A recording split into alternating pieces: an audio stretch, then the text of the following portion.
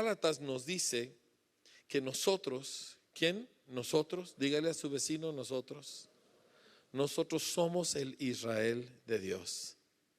Cuando el Señor dijo eso, Él entendía exactamente en qué nos estaba metiendo. ¿Por qué? Porque antes de, como le dije, la Biblia nos habla de la Jerusalén celestial. Apocalipsis, yo les leí la semana pasada o antepasada varios pasajes que habla de la nueva Jerusalén que desciende, dice, ataviada como una esposa, que es una ciudad, pero al mismo tiempo es el cuerpo de Cristo, pero al mismo tiempo es la esposa del Cordero, y Él va a vivir ahí. Y nos habla Apocalipsis acerca de la nueva Jerusalén que está llena de la gloria de Dios y que Dios mismo habita en ella. Jerusalén, entonces, vemos nosotros que es figura de la iglesia. Y siempre me acuerdo del pasaje de Isaías que dice: sobre tus muros, oh Jerusalén, he puesto guardas, dice, no callarán jamás hasta que sea restablecida Jerusalén y puesta por alabanza en la tierra. Ahí está hablando de la Jerusalén natural, sí, pero está hablando de la iglesia, está hablando de nosotros. Es que usted tiene que comprender que todas las fuerzas del diablo están dirigidas en contra nuestra, no como individuos, sino como cuerpo de Cristo, para que seamos nosotros desviados o distraídos o contaminados o divididos o completamente aplastados. Todas las fuerzas del infierno. Al diablo no le importa Afganistán, al diablo no le importa Rusia, al diablo le importa la iglesia. Las puertas del Hades no están peleando en contra de algún país, están peleando en contra de la iglesia que Jesús dijo: yo edificaré mi iglesia. Usted necesita comprender que el ataque no es personal, no es contra usted, no es contra mí, es contra nosotros. Y cuando nosotros clavamos nuestras vidas en que yo necesito y yo tengo y Dios está conmigo, y todo lo que nos exalta a nosotros como individuos, eso es exactamente lo que el diablo busca para destruir el poder de la iglesia, porque la iglesia es donde Dios habita y la iglesia es donde Dios se manifiesta. Y por eso la Escritura dice que el Espíritu y la iglesia le dicen al mundo: ven, porque es la iglesia la que ha recibido la encomienda para establecer el reino de Dios. Y todo el ataque del diablo va en contra nuestra. Yo quiero que usted entienda que la palabra más importante que usted necesita aprender este día es nosotros. La iglesia somos nosotros, no soy yo. Yo oigo muchas veces a muchas personas hablar de que Dios está conmigo y Dios está conmigo y Dios a mí me ayuda y Dios a mí me bendice. Necesitamos quitar eso de nuestro vocabulario, porque eso está destruyendo el objetivo y el propósito de Dios. Usted nunca encontrará en el Nuevo Testamento al apóstol Pablo diciendo: es que Dios está conmigo, a Bernabé diciendo: Dios está conmigo, a Pedro diciendo: es que Dios está conmigo. Ellos entendían: nosotros somos la iglesia, nosotros somos el templo de Dios, nosotros somos el edificio que Dios está levantando para transformar el planeta. Y nuestra realidad, familia, iglesia mexicana, iglesia latinoamericana, los que me están escuchando por internet, nuestra realidad es que el diablo nos ha debilitado metiéndonos ¿cómo le llamamos? Un individualismo que nunca fue parte de los planes de Dios. Hasta que nosotros entendemos, nosotros podemos empezar a caminar en victoria. Hasta que nosotros comprendemos, nosotros podemos nosotros alcanzar a las almas. Entre tanto que cada uno opera en su propia experiencia, su propia necesidad, su propia revelación, nunca podemos ver la victoria que Cristo tiene preparada para nosotros. La iglesia es el centro de los afectos de nuestro Señor Jesucristo. Efesios 5:25 dice que Él la amó y se entregó a sí mismo por ella, no por ti, no por mí, por nosotros. Diga conmigo: nosotros. Dígalo en letras mayúsculas y bien fuertemente escritas: nosotros. Todo el ataque del enemigo es contra lo que nosotros somos llamados a hacer como cuerpo de Cristo. Todo el ataque no va contra un miembro, va contra todos. Y si va contra uno es porque va a afectar a los demás, pero no es por el uno mismo. ¿Me comprende? Ahora, ¿cuál es nuestra respuesta a esto? ¿Cómo podemos nosotros entender todo esto? Número uno, nosotros no teníamos parte en esto. nosotros no teníamos acceso a Dios. Efesios capítulo 2 nos dice que nosotros estábamos ajenos, dice, al pueblo de Israel, ajenos a la ciudadanía de Israel, sin esperanza y sin Dios en este mundo. Dice que éramos ajenos a los pactos de la promesa. Esta es una frase importante, diga conmigo, pactos de la promesa. Capítulo 2 de Efesios, versículo 11, por tanto, acuérdense que en otro tiempo ustedes, los gentiles, en cuanto a la carne. Ahora, mi bisabuelo era judío, pero mi abuelo ya no lo fue y mis padres ya tampoco lo fueron. Así que para Dios y para los judíos yo ya no contaba como judío. Así que todos somos gentiles aquí. Todos somos gentiles. ¿Sí? Dice, ustedes los gentiles en cuanto a la carne eran llamados incircuncisión por la llamada circuncisión hecha con mano en la carne. En aquel tiempo estaban sin Cristo. Diga conmigo, sin Cristo. Esta es la palabra clave, sin Cristo, otra vez. Alejados de la ciudadanía de Israel y ajenos a los pactos de la promesa, sin esperanza y sin Dios en este mundo. No teníamos acceso a Dios, familia.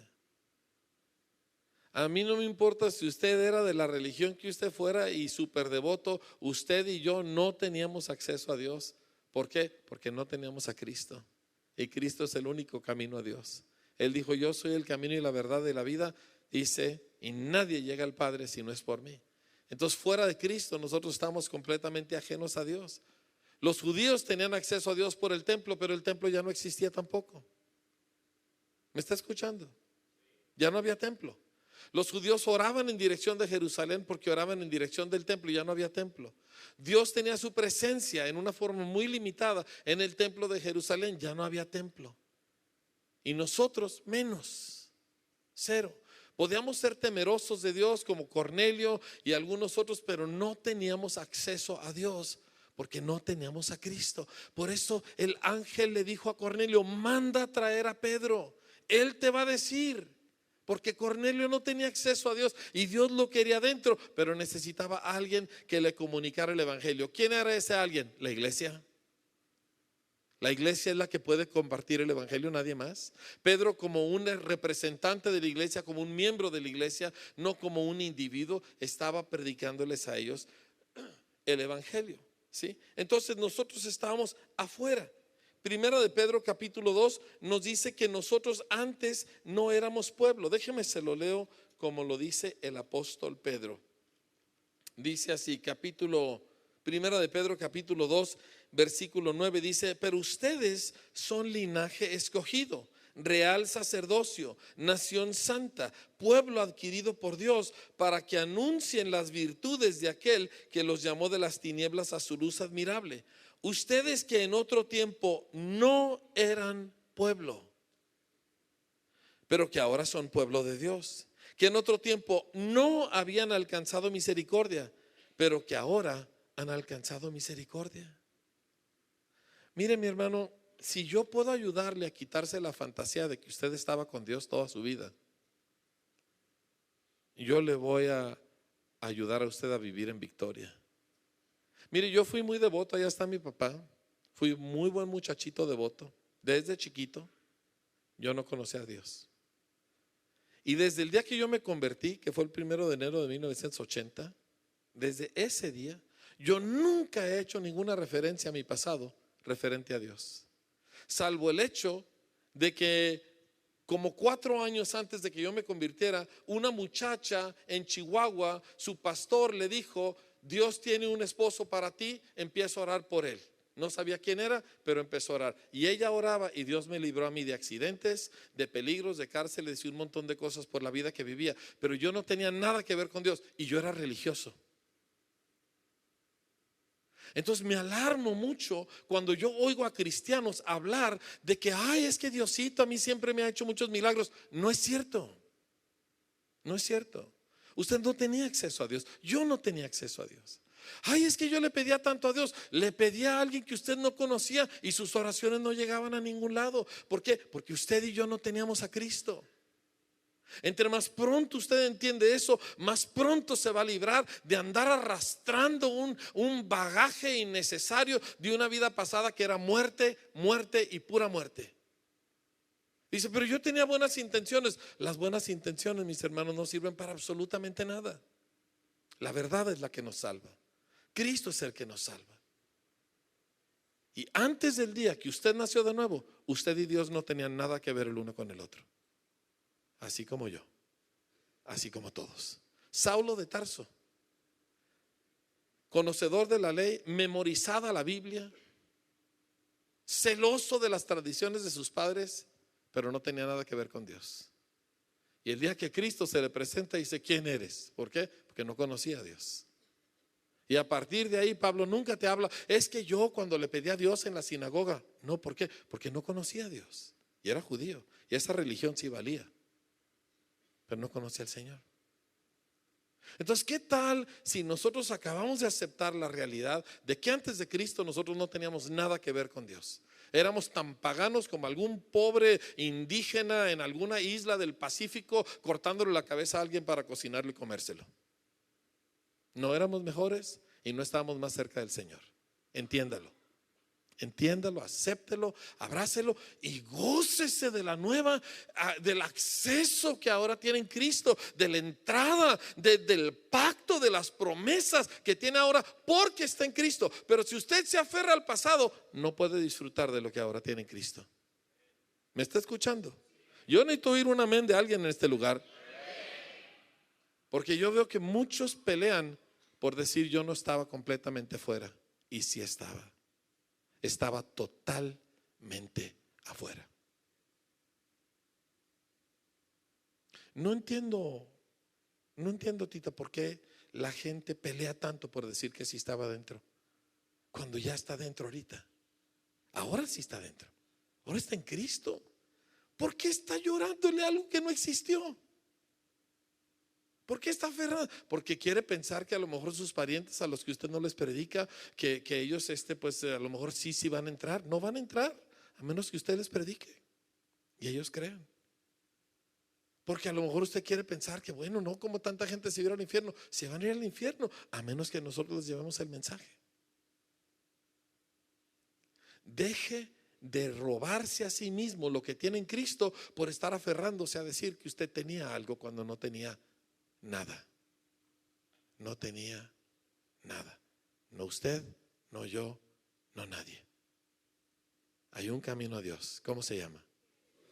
No los oí bien. No hay otro camino. Y antes de Cristo venir a vivir en usted, usted no tenía acceso a Dios. Y yo tampoco. Nadie teníamos. ¿Podemos aceptar eso, iglesia? Porque si no, se lo voy a predicar cada domingo de aquí hasta que Cristo vuelva. Porque no quiero que ninguno se pierda. ¿Estamos bien en esto? Diga, gloria a Dios. Estoy en Cristo Jesús. Dígale, antes estaba muerto y estaba desviado y confundido y no sabía la diferencia entre Dios y un palo. Ya no todos lo dijeron, dígalo conmigo. No sabía la diferencia entre Dios y un palo. Pero ahora sí. Voltee con su vecino y dígale, pero ahora sí sé. Sí, así es. Ahora, no éramos pueblo, pero Efesios nos dice lo siguiente. Ahora dice, déjeme se lo leo porque no quiero equivocarme en el texto. Dice, hablando del misterio, dice que en otras generaciones no se dio a conocer a los hijos de los hombres, como ahora es revelado a los santos apóstoles y profetas por el Espíritu. Esto es Efesios 3:6. Dice que los gentiles, ¿quiénes somos los gentiles? Todos los gentiles levanten la mano, por favor. Todos los gentiles levántenla. ¿Sí? Puede bajarla. Dice que los gentiles son coherederos y miembros del mismo cuerpo y copartícipes de la promesa en Cristo Jesús por medio del evangelio. Gloria a Dios. Porque estamos en Cristo. Porque estamos en Cristo. ¿Por qué? Así es. Usted era buena gente, usted era mala gente, usted era de lo peor, da lo mismo. Ahora estamos en Cristo. ¿Sí? La gente mala batalla un poquito menos para deshacerse de lo viejo, pero la gente buena también nos tenemos que deshacer de lo viejo. ¿Por qué? Porque ahora estamos en Cristo. ¿Dónde está usted? Gloria a Dios. Algunas esposas voltean con el marido y dicen: ¿dónde estás tú? En Cristo. Estamos en Cristo, familia. Ahora, Pablo escribe y dice: nosotros somos la circuncisión, los que en espíritu servimos al Señor y nos gloriamos en Cristo Jesús, no teniendo confianza en la carne. O sea, nosotros, familia, somos el Israel de Dios. Y la guerra, estamos en guerra. Estamos en guerra. Mire, en su antigua forma religiosa de creer acerca de Dios, usted creía que Dios existía para ayudarle a usted con sus problemas. ¿Cuántos pensábamos así? ¿Cuántos? Levante la mano. Yo pensaba así. ¿Cuántos pensábamos así hasta hace 30 segundos?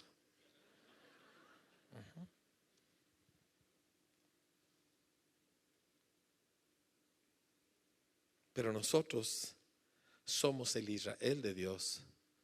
E Israel está en guerra. Estamos en guerra, familia, rodeados de enemigos que si no fuera por el poder de Dios ya nos habrían aniquilado. Pero tenemos el poder de Dios y estamos en Cristo, y por eso Jesús dijo: las puertas del Hades no podrán contra mi iglesia. Yo la estoy construyendo. Pero nosotros necesitamos estar conscientes. Estuve leyendo mucho anoche acerca de Israel, y dice que los judíos, después de la victoria en el año 67 y después la victoria que tuvieron en el 74, y victoria tras victoria tras victoria, se volvieron complacientes y empezaron a asumir que todo iba a estar bien, porque pues todo iba a estar bien. Y entonces se levantó la guerra de adentro de Israel, de adentro de los territorios ocupados, y la cosa se puso espantosa.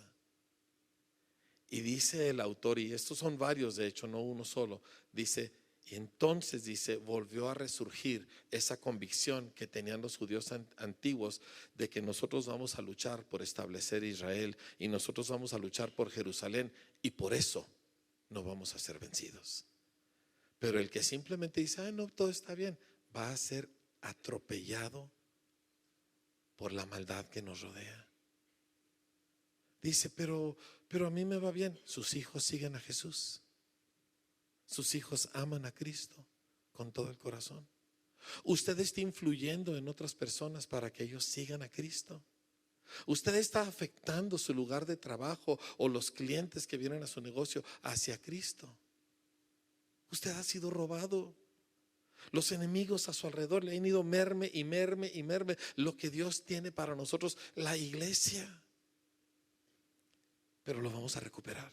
¿Por qué? Porque vamos a volver a entender: estamos en guerra, familia. Estamos en guerra. Mire, usted vaya un día y que mi papá le platique un poquito de lo que es estar en la guerra a los 17 años de edad, con 10,000 bombarderos japoneses enfrente y 10,000 cañones de artillería americanos atrás, y ellos en medio a los 17 años. Esa es nuestra realidad. En Israel la gente anda así. Usted no ve gente, me permite hablar un poquito francamente. Usted no ve gente fuera de condición en Israel. Usted no ve gente toda bofa. ¿Por qué? Porque para empezar la tierra te lo exige, porque todos son cerros. No crea que lomitas como aquí que baja uno: ay, me cansé subiendo las Sor Juana Inés de la Cruz, ¿verdad? No. Estamos hablando de que toda la ciudad es como si fueran puros cerros de la antena. Toda la ciudad. Todo es así, laderas de 100, 200 metros para arriba y otros tantos para abajo, y toda la ciudad es así. Uno es de pierna en Israel y baja panza, ¿sí? Y la gente come sano. ¿Por qué? Porque tienen que estar en condición, porque están en guerra. Y nosotros hasta en la comida nos damos cuenta que vivimos para el placer y no para la victoria. Yo no sé acerca de usted, yo prefiero victoria a placer. ¿Usted no? ¿Me entiende? Dice: ¿que no puedo tener las dos? No, no puede tener las dos. Puede vivir para la victoria y cuando Cristo vuelva tendrá toda clase de placer, o puede vivir para el placer y lo van a atropellar. Porque así es. Entonces, económicamente, mentalmente, en términos de trabajo, le mueven. Andamos por todo Israel. Le dije que sembraron 200 millones de árboles. Todos tienen poliducto. Todos los 200 millones de árboles en Israel tienen poliducto. El poliducto no es caro. Nosotros podríamos hacer lo mismo, pero nosotros vivimos para el placer y ellos viven para la victoria. Han vencido al desierto. Usted vio el desierto que les mostré. No hay desierto en todo México que se compare a ese desierto. Lo llenaron de árboles con poliducto. Y el poliducto alrededor del árbol tiene sus 2 hoyitos para que riegue nada más el árbol. Y ahorran agua, que qué barbaridad. Toda el agua, toda el agua la reciclan, toda. Y luego del mar sacan agua salada. Y ahorita estaba leyendo que están haciendo un canal del puerto del sur, que se llama Eliad, hacia el Mar Muerto para meter agua del Mar Rojo, porque el Mar Muerto se está secando y lo quieren volver a llenar de agua. Y son como 150 kilómetros o 200 kilómetros de canal. ¿Entiende? O sea, trabajan. Pero todos, ¿por qué? Porque tú en Israel no puedes tener la alternativa de vivir para el placer. O vives para la victoria o no vives. O vences o te hacen pedazos. Y no estamos hablando de victorias personales, porque victorias personales, pues tú agarras tus hijos, tú te subes al avión y tú te vas a vivir un país donde no hay peligro. Pero ellos, en vez de eso, se vienen de los países donde no hay peligro, se traen a sus chamacos a vivir a Israel, donde hay peligro todos los días de su vida. ¿Por qué? Porque no estamos buscando una victoria personal, estamos buscando una victoria para el pueblo de Dios, para la iglesia de Dios, para el propósito de Dios. Que haya un lugar donde Dios puede habitar en medio de la raza humana. Y ese lugar no es el Israel físico, ese lugar es la iglesia del Dios viviente, el Israel de Dios que somos nosotros, familia. Y hacemos un lado todo el resto de las tonterías de que ay y de que esto, y peleamos por lo que Dios está peleando. Y Dios está peleando por una cosa, porque Él va a tener una iglesia gloriosa, santa y sin mancha, llena de poder, llena de autoridad, llena de unción, llena de señales y milagros, llena de verdad, y un montón de fieras sentadas en los asientos los domingos en la mañana. Alguien diga gloria a Dios.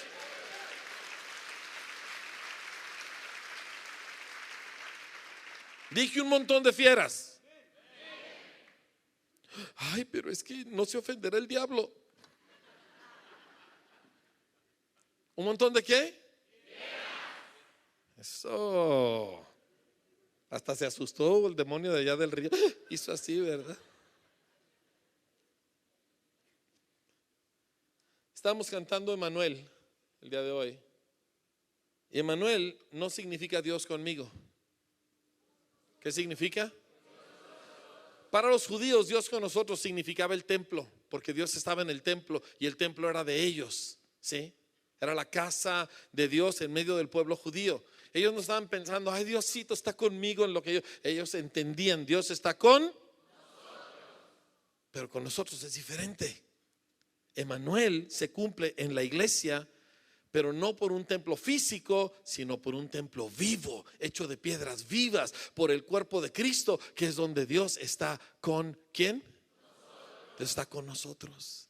Mire, ¿saben por qué yo me le pego al pueblo de Dios? Porque Dios está con ustedes. ¿Me entiende? O sea, hay gente, hay cosas, hay circunstancias que pueden parecer más favorables, pero Dios no está con ellos, Dios está con ustedes. Entonces, aunque yo sé que algunos andamos a mí chuecos y otros tuertos y otros molachos, ¿verdad? Y otros con su carácter y otros, pero Dios está con ustedes. Así que yo me junto con ustedes y no con el resto de la raza. ¿Me está escuchando? ¿Por qué anda usted buscando tanto a su parentela si Dios no está allá?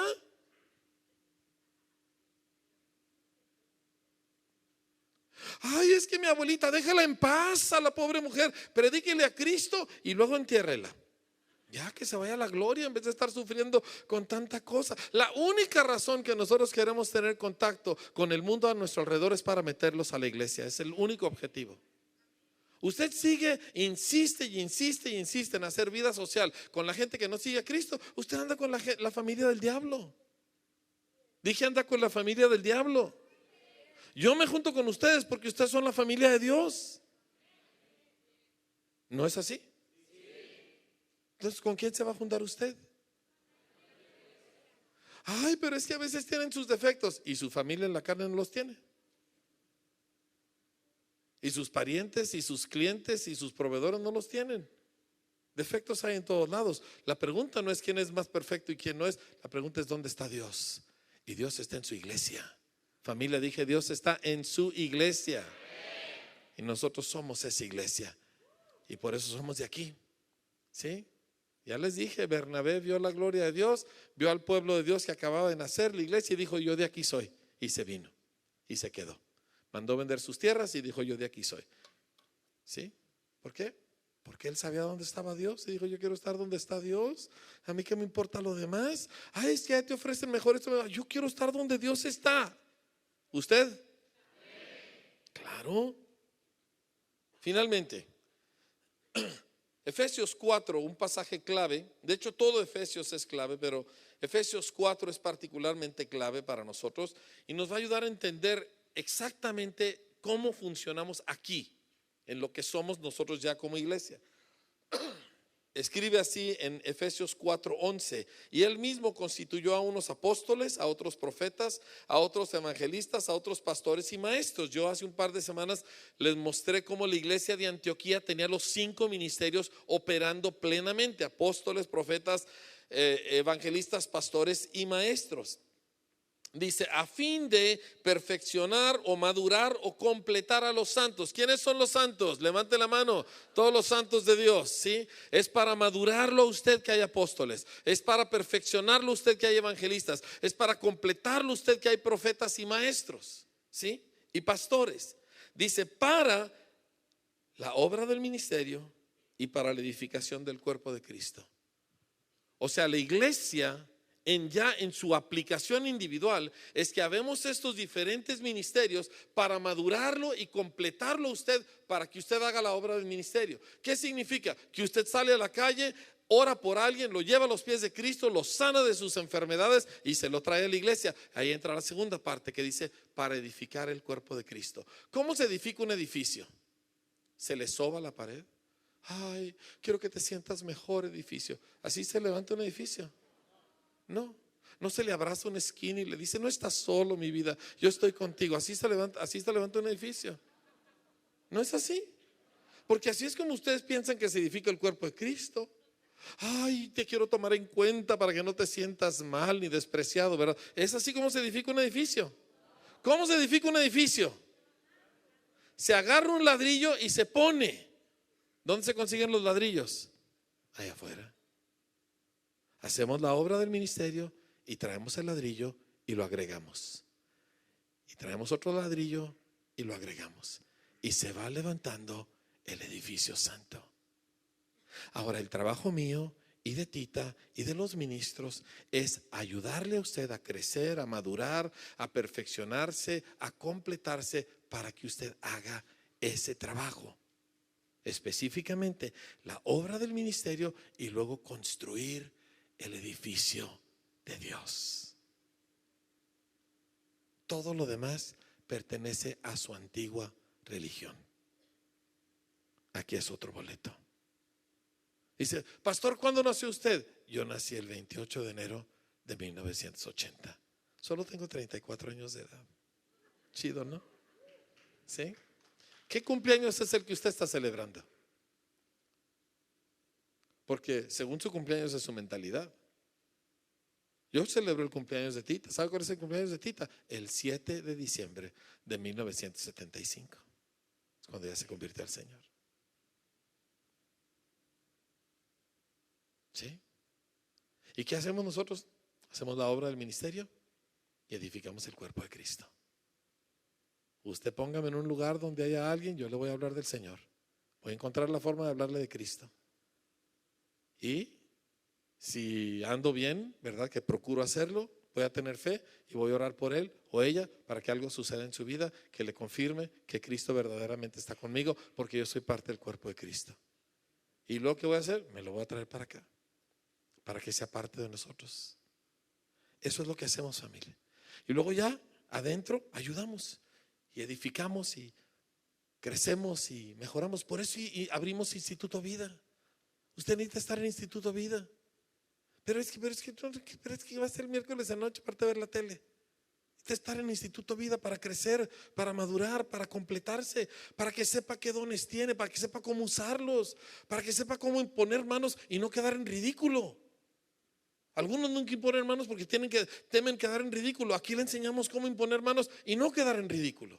Usted impone manos y sana a la persona y ya de repente, si lo escuchan, ¿me entiende? Usted impone manos y no pasa nada y dicen, bueno, gracias, ¿verdad? Y ya pues uno se va sintiéndose mal porque no pasó nada, pero queremos que usted aprenda a usar los dones de Dios, a operar bajo la unción, a saber usar la verdad, a tener autoridad en el reino de Dios, y de repente usted está haciendo las obras de Dios. ¿Por qué? Porque ha sido entrenado para hacer la obra del ministerio y para construir el templo de Dios. Primera de Corintios 3, quiero que todo el mundo se vaya ahí con este versículo.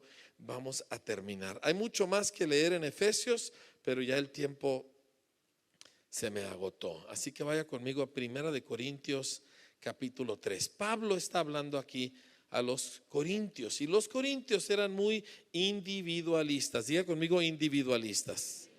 Ellos decían, yo soy de fulano, a mí me gusta tal predicador, yo veo tal canal de la televisión cristiana, yo apoyo a tal y cual persona, y Pablo se los pone como chancla. ¿Cómo se los puso Pablo?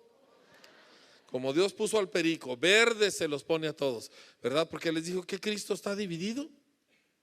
O sea, ¿que acaso yo morí en su lugar? ¿Que ustedes fueron bautizados en el nombre de Pablo? ¿Qué les pasa? Y los ubica. ¿Por qué? Porque todo lo que daña la unidad nuestra destruye el cuerpo de Cristo. Mire, usted lo puede preguntar a los jóvenes. Yo nada más veo un grupito de 4 o 5 y voy y lo divido, o mando a alguien a separarlo. A veces hasta les prohíbo, les digo, no se pueden juntar ustedes. ¿Pero por qué? ¿Qué tiene de malo? Porque yo dije, por eso. Porque todo grupito se forma para excluir gente. Para eso son los grupitos. Nunca haga grupitos, incluya gente, meta gente. ¿Me entiende? Todos estos son sus hermanos. No nada más los 3 que simpatizan con usted en sus pecados y en su carnalidad. Yo también tengo gente que simpatiza conmigo en lo que le gusta a mi carne, pero ahí no es donde voy a formar mis amistades. Las voy a formar en el cuerpo de Cristo. ¿Me está captando? Los corintios habían hecho sus grupitos en base a sus gustos de predicadores. A mí me gusta este predicador, a mí me gusta y se creían muy espirituales y eran un desastre. Pablo entonces les empieza a enseñar. Capítulo 3, versículo 9 dice, porque nosotros somos colaboradores de Dios y ustedes son labranza de Dios, edificio de Dios. Conforme a la gracia de Dios que me ha sido dada, yo como perito arquitecto puse el fundamento y otro construye encima. Y aquí está la clave que quiero dejar con usted. Dice, pero cada uno fíjese bien en cómo edifica. Ahora, por mucho tiempo yo, pastor pecador, entendí este versículo como una cosa individual acerca de mí. De que cada uno mire cómo edifica su propia vida. Pero eso no es lo que dice. Todo el contexto es el cuerpo de Cristo. Pablo mismo está diciendo, yo no vine a edificarme a mí mismo, yo vine a edificarlos a ustedes. Lo que yo hice no fue para mí. No, él no dice aquí yo crecí, él dice aquí yo los edifiqué. Así que leyendo el pasaje ya con este entendimiento, dice, porque nadie puede poner otro fundamento que el que está puesto, el cual es Jesucristo. Él es nuestro único cimiento. Y si sobre este fundamento alguno edificare oro, plata, piedras preciosas, madera, heno, hojarasca, la obra de cada uno se hará manifiesta. Pero no es la obra personal de tu vida, es lo que has hecho por el cuerpo de Cristo. ¿Qué has edificado tú de permanencia y de valor en el cuerpo de Cristo? ¿Qué has levantado tú que permanece y que vale en el cuerpo de Cristo?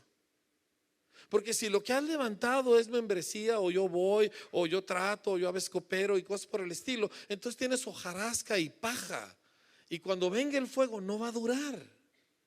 Y tu recompensa en la gloria depende de la obra que haces en la iglesia en el tiempo que estás en este planeta. Ahora dice, algunos se salvan, dice, pero como chamuscados. Fíjese, La obra de cada uno, versículo 13, se hará manifiesta porque el día la declarará, pues por el fuego será revelada. Y la obra de cada uno, cual sea el fuego, la probará. Si permaneciere la obra de alguno que sobreedificó, recibirá recompensa. Oh, yo quiero que mi obra permanezca. Yo quiero que lo que yo haga por el cuerpo de Cristo permanezca. Yo quiero que esté sólido. Yo quiero invertirle bien, porque de ello depende mi recompensa. Dice, pero la única recompensa es que nosotros nos vayamos al cielo. No, Señor. La Biblia dice que en la gloria el Señor va a tener que limpiar las lágrimas de muchos, porque muchos van a llegar de panzazo al cielo, pero sin nada que ofrecer, sin nada que presentar, y va a haber mucho llanto. Y el Señor va a tener que reprender y después consolar a la gente que no sobreedificó. Por eso ahorita es nuestro tiempo para hacer algo al respecto. Repito, no se trata de tu vida y que también te vaya a ti en tu vida cristiana. Se trata de cómo nosotros sobreedificamos lo que Dios está haciendo, porque somos colaboradores de Dios. Versículo 15: si la obra de alguno se quemare, él sufrirá pérdida, si bien él mismo será salvo, aunque así como por fuego, o sea, de panzazo. ¿Sabe cómo sale alguien que pasa como por fuego? Toda su ropa está chamuscada, sale de la casa ardiente en paños menores. Yo no quiero llegar al cielo en paños menores. ¿Alguien aquí? Es cosa seria, pero es seria buena, porque está hablando de recompensa, no de castigo. O sea, el que llega de panzazo de todos modos llega, pero no preferiría llegar y tener una recompensa esperándole. ¿No preferiría que el Padre le dijera: bien hecho, buen siervo y fiel, sobre poco has sido fiel, sobre mucho te pondré? ¿No preferiría usted eso?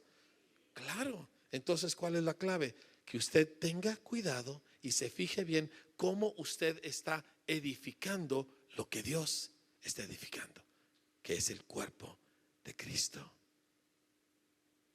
Ese es el punto crítico que define nuestra recompensa. ¿No me lo cree? Lea el siguiente versículo. ¿No saben ustedes que son el templo de Dios y que el Espíritu de Dios mora en ustedes? Siempre plural. Si alguno destruyera el templo de Dios, Dios le destruirá a él, porque el templo de Dios, el cual son ustedes, santo es. Todo el pasaje nos está hablando acerca de edificar la iglesia del Dios viviente. Así que dice: yo, Enrique Bremer, como perito arquitecto, puse el fundamento, porque a eso me llamó Dios, a eso me mandó Dios a esta ciudad. Tita, ¿verdad? Vino y regó y añadió y agregó. ¿Por qué? Por el don que está sobre ella. Pero cada uno de ustedes tenga cuidado que está aportando al edificio de Dios. Asegúrese de no llegar con un montón de paja, y sobre todo asegúrese de no llegar con las manos vacías. Ahora, ¿cuál es la buena noticia? De que ninguno de nosotros queda fuera de esto. Porque los ministros somos puestos para capacitar a todos, jóvenes y viejos, hombres y mujeres, educados y todos los que no tienen educación, ricos y pobres, da igual, porque nosotros, ¿dónde estamos, familia? ¿No los oí? Eso es lo que nos define. Entonces todos entramos, pero todos necesitamos ponerle pieza a este asunto, decir: ok, ¿dónde voy yo a edificar? Y uno empieza con que hasta barriendo la banqueta de afuera. Uno empieza en lo que sea, a predicarle a la persona que está ahí en la esquina, a hablarle, a traerse un enfermo el viernes. ¿Por qué? Porque para esto me están capacitando, para que yo haga la obra del ministerio, para que yo edifique el cuerpo de Cristo. Termino. Le dije que iba a terminar, pero mentí, hay un versículo más. Es el Salmo 137. Y me cautivó cuando estuve en Jerusalén. Y para que sepa que voy a terminar, estoy cerrando mis apuntes. ¿Sí? Salmo 137. El salmista está llorando. En Babilonia, Israel ha sido llevado cautivo. Y la música de Israel gustaba, como hasta el día de hoy. Y los de Babilonia les decían a los judíos: cántenos, cántenos canciones de Sión. Y el salmista contesta y dice: ¿cómo cantaremos cántico de Jehová en tierra de extraños? Y luego escuche esto, quiero que lo oiga y lo puede después subrayar. Es el Salmo 137, versículos 5 y 6. Dice: si me olvidare de ti, oh Jerusalén, pierda mi mano derecha su destreza. Mi lengua se pegue a mi paladar si de ti no me acordare. Si no enalteciere a Jerusalén, o sea, a la iglesia, como preferente asunto de mi alegría. Yo quiero cerrar con una pregunta. ¿Qué es lo que a ti te causa alegría? ¿Que conseguiste una promoción? ¿Que te ganaste un premio? ¿Que te fue bien en un examen? Estas son cosas buenas, pero el salmista habla del asunto preferente de mi alegría.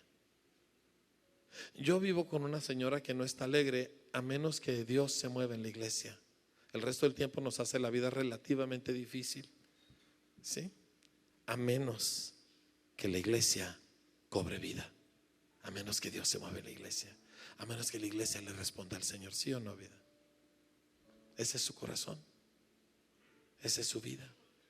Ustedes, yo a veces la regaño porque ya déjalos, no quieren seguir al Señor, pero yo me doy cuenta que ese es el Espíritu de Cristo que bajó a este mundo sucio por nosotros. ¿Cuál es el asunto preferente de tu alegría? ¿Tu negocio? ¿Tu familia? ¿Tu novia? El mío sigue funcionando.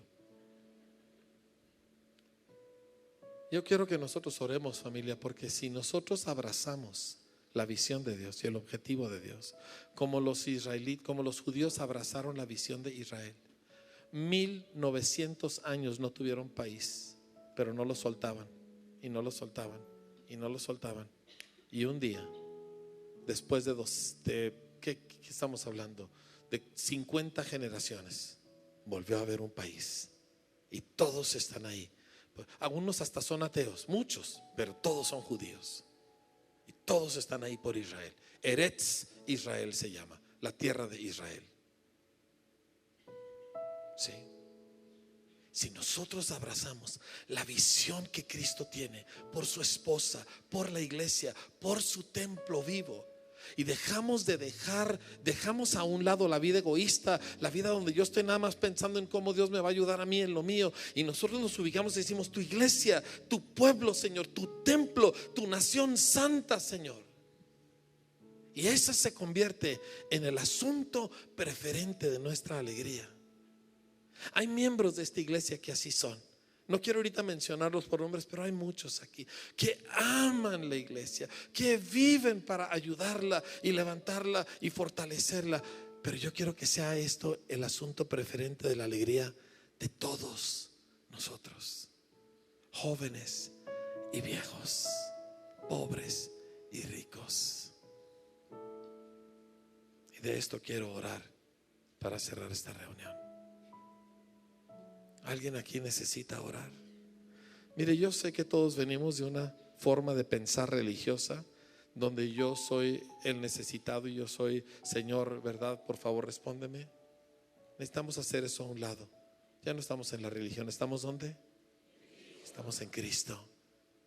Y yo quiero preguntarle si usted quiere que yo lo incluya en esta oración para un revolucionario cambio de mente y de corazón respecto de qué se trata todo esto, y que ahora se vuelve el centro de sus pasiones y de sus afectos la iglesia del Dios viviente. Si usted quiere eso, por favor, levante su mano. Hay algunos aquí que, como le digo, aman a la iglesia y la sirven y sacrifican por ella, pero el Señor lo quiere a usted.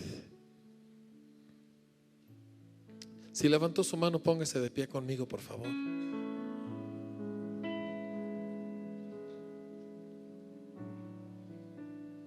El día que tu espíritu descendió, Señor, nació la iglesia del Dios viviente. Qué gloriosa, qué cosa tan increíble, cómo la gloria de Dios se hacía visible en todos los miembros, pequeños y grandes. de esta maravillosa comunidad de creyentes llamada la iglesia. Y las señales y los milagros, Señor, que tú hacías a través de los ministros, Señor, por cuanto el pueblo todo tenía una visión de iglesia. Oh Padre, concédenos de nuevo ver eso. Y aquí en nuestra tierra, Señor, que yo creo que nunca lo hemos visto, concédenos verlo aquí, Señor. Apártanos como apartaste a los judíos, apártanos para ti, apártanos de nuestras diferentes distracciones y egoísmos y ligaduras, Señor, con lo de afuera, y haznos tu pueblo, Señor. Y que tu iglesia, Jerusalén, sea el asunto preferente de mi alegría. ¿Por qué no le pides esto al Señor tú? Pídeselo: Señor, yo me deleito en mil cosas, pero no en el avance de tu pueblo. Me deleito en muchas cosas personales, pero no en el crecimiento y en la edificación de tu iglesia. Perdóname, Señor. Y Espíritu Santo, ayúdame, inúndame. Hazme, iglesia, bautízame en tu cuerpo, Señor, como lo hiciste en el día de Pentecostés. Bautízame ahora a mí, Señor, para que yo ame, Señor, tu iglesia que tú amas. Así como Cuitláhuac, que, Señor, que se desvive y se desgasta y gasta lo suyo para que se levante la iglesia de Dios en su ciudad, Señor. Así yo también, Señor.